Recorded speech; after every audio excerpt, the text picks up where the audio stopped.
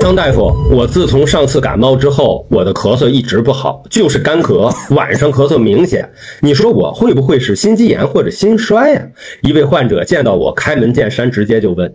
经过一番检查之后，我基本上排除了他心肌炎和心衰的可能性。我跟他说，你这种咳嗽有可能是感染后咳嗽中的咳嗽变异性哮喘，发病机制类似于哮喘，我建议您去呼吸科看一看，很有可能就是。结果不出所料，呼吸科医生检查后就是这么诊断的，还给他开了布地奈德的这个吸入气雾剂。最近身边呼吸道感染后咳嗽的人很多，今天就和大家聊一聊这个困扰很多人的健康问题——感染后咳嗽。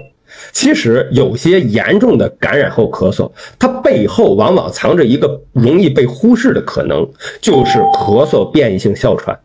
大家可以把它理解为哮喘的一个特殊类型。普通的哮喘大家熟悉，就是喘得厉害，而这种哮喘却很低调，它的核心表现为几乎只有顽固性的干咳，尤其是在夜间凌晨加重，遇到冷空气、油烟活动后更加容易诱发。而各种呼吸道感染很可能是点燃它的一个导火索。因为上呼吸道感染导致的气道黏膜损伤，会让原本就敏感的气道反应性变得更高。这时候常规的抗生素和普通的止咳药往往效果并不好，因为问题的根源不是感染，而是气道的慢性炎症和痉挛，或者说反应性增高。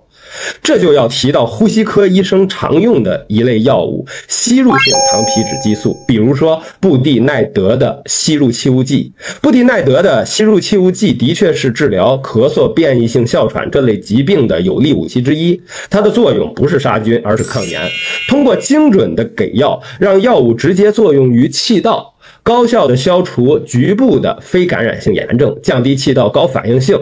有助于缓解症状，改善气道的功能。这就好比我们心内科常见的心脏的冠状动脉放了支架之后，我们需要用他汀类降脂药来稳定斑块，控制血管内膜的炎症一样，是针对性极强的对因治疗。所以如果手机前面的朋友们呼吸道感染后咳嗽持续超过3周，且以干咳为主，冷空气、油烟等刺激后加重，请务必警惕，建议及时到呼吸科就诊。一般呼吸科医生通过详细的问诊和相关检查，比如说支气管激发实验，如果阳性，基本上就可以做出明确的诊断。一旦诊断，千万不能按照普通的感染后咳嗽治疗，要在医生指导下规范使用更加有针对性的药物，才能获得更好的疗效。医学上有句话说的就是心肺不分家，其实大家平时注意保护好自己的呼吸道健康，也是对心脏健康的一种保护。希望我今天的介绍能够帮到大家，谢谢大家的聆听。